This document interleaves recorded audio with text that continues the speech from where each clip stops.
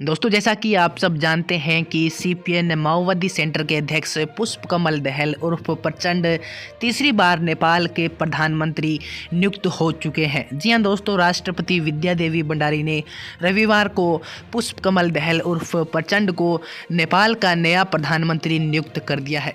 और दोस्तों, वैसे तो मैं कभी राजनीति पर बात नहीं करता, हमारे जो टॉपिक्स होते हैं वो नेपाल के प्रोजेक्ट इसके अलावा कुछ अलग होते हैं, लेकिन राजनीति से हटकर होते हैं।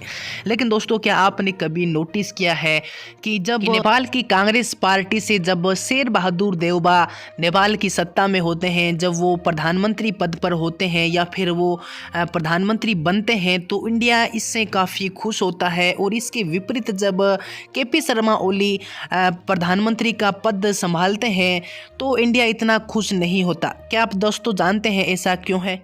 और दोस्तों, इस वीडियो में मैं केवल मेरे पॉइंट ऑफ व्यू से बात कर रहा हूं कि जब केपी शर्मा ओली नेपाल की सत्ता में होते हैं तो इंडिया इतना खुश नहीं होता। इसका दोस्तों सबसे बड़ा रीज़न ये है कि केपी शर्मा ओली जो है ये हमेशा अपनी बेबाक बोली के लिए जाने जाते हैं। जब ये सत्ता में होते हैं तो इंडिया और नेपाल के जो इश्यू चल रहे हैं, जो विवाद चल रहे हैं, उन पर वो अपनी आवाज़ उठाते रहते हैं। जैसा कि दोस्तों हमने देखा है कि जब वो सत्ता में थे तब इंडिया और नेपाल का जो सबसे पुराना विवाद है कालापानी लिपुलेख और लिम्पिया धुर्रा को लेकर, इस पर हमेशा से ही केपी शर्मा ओली ने आवाज़ उठाई है। वो कभी भी इंडिया से डरे नहीं और वो मुझे लगता है कि जब भी आगे अगर सत्ता में आएंगे तो वो फिर से एक बार इस मुद्दे को उठाएंगे। क्योंकि दोस्तों केपी शर्मा ओली का ऐसा मानना है कि जो कालापानी लिपुलेख और लिम्पिया धुर्रा है ये नेपाल के अभिन्न अंग है और इंडिया को हम इनसे छीनने नहीं देंगे। उनका कहना है कि इंडिया ने उन पर कब्जा कर रखा है, इन तीनों क्षेत्रों पर, और अपने देश के अंदर शामिल कर रखा है। और उनका एक ही मानना है कि मैं जब भी सत्ता में आऊँगा तो कालापानी लिपुलेख और लिम्पिया धुर्रा पर अपनी आवाज़ उठाऊँगा और इन तीनों क्षेत्रों को नेपाल में मिलाकर रहूँगा।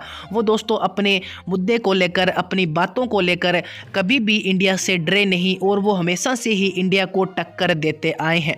और इन तीनों क्षेत्रों के अलावा दोस्तों उन्होंने राम जन्म स्थान को लेकर भी, श्री राम जी के जन्म स्थान को लेकर भी उन्होंने इंडिया से टक्कर ली थी, ऐसा हम कह सकते हैं। क्योंकि दोस्तों उनका मानना है कि श्री राम जी का जो जन्म स्थान है वो इंडिया में नहीं है बल्कि नेपाल में है। और ऐसे मुद्दों को लेकर वो हमेशा से ही इंडिया को टक्कर देते आए हैं। और दोस्तों आपने भी एक बात नोटिस की होगी कि जब केपी शर्मा ओली प्रधानमंत्री थे तब भारत और नेपाल के बीच में हमेशा टकराव रहता था, दरारें रहती थी, जो रिश्ता था वो थोड़ा फीका रहता था। और दोस्तों पिछली बार जब नेपाल की कांग्रेस पार्टी से शेर बहादुर देउबा प्रधानमंत्री बने थे तो इससे इंडिया काफ़ी खुश हुआ था, क्योंकि इंडिया जानता है कि जो शेर बहादुर देउबा है वो भारत और नेपाल के रिलेशन को मजबूत करने पर जोर देंगे, भारत और नेपाल के बीच में जो विवाद है वो नहीं उठाएंगे। इसलिए इससे इंडिया काफ़ी खुश हुआ था, उन्होंने काफ़ी उनको सपोर्ट भी किया था। और इसके विपरीत दोस्तों हमने देखा है कि केपी शर्मा ओली उन सब से हटकर है, वो हमेशा से ही विवादित मुद्दों पर जोर देते हैं, वो कभी भी इंडिया से डरे नहीं हैं। और दोस्तों अब हाल ही में जो सीपीएन माओवादी सेंटर के अध्यक्ष है पुष्प कमल दहल उर्फ प्रचंड, उन्हें नेपाल का नया प्रधानमंत्री नियुक्त किया गया है। तो दोस्तों हम देखते हैं कि आगे क्या होता है। क्या पुष्प कमल दहल प्रचंड जो है वो नेपाल और इंडिया के रिलेशन को मजबूत करने पर जोर देंगे, या फिर जो विवादित मुद्दे हैं जिन्हें अब तक सुलझाया नहीं गया है उन्हें सुलझाने के लिए वो इंडिया से टक्कर लेंगे? ये दोस्तों देखने वाली बात होगी। दोस्तों मुझे लगता है कि जब केपी शर्मा ओली इंडिया नेपाल की सत्ता में आएंगे तब ही इन मुद्दों पर हम कुछ बहस देख सकते हैं। तब ही ये जो कालापानी लिपुलेख और लिम्पिया धुर्रा है ये एक तरफा होंगे, या तो ये इंडिया के हिस्से में आएंगे या फिर ये नेपाल के हिस्से में आएंगे। लेकिन दोस्तों देखने वाली बात यह है कि अब जो पुष्प कमल दहल प्रचंड ये जो प्रधानमंत्री नेपाल के बनाए गए हैं ये क्या करते हैं, ये दोस्तों देखने वाली बात होगी। और दोस्तों आपके हिसाब से नेपाल के लिए सबसे अच्छा प्रधानमंत्री कौन हो सकते हैं? आप अपने विचार मुझे कमेंट सेक्शन में बता सकते हैं।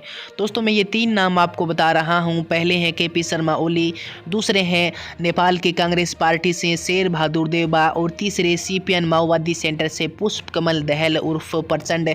आप क्या चाहते हैं कि इन तीनों में से नेपाल के लिए सबसे अच्छा प्रधानमंत्री कौन हो सकता है? आप अपने विचार मुझे कमेंट सेक्शन में बता सकते हैं। तो दोस्तों आज की वीडियो में इतना ही। अगर ये वीडियो आपको पसंद आए तो अपने दोस्तों के बाद जरूर शेयर करें, और नेपाल से संबंधित प्रत्येक ऐसी अपडेट पाने के लिए आप हमारे चैनल को सब्सक्राइब कर सकते हैं।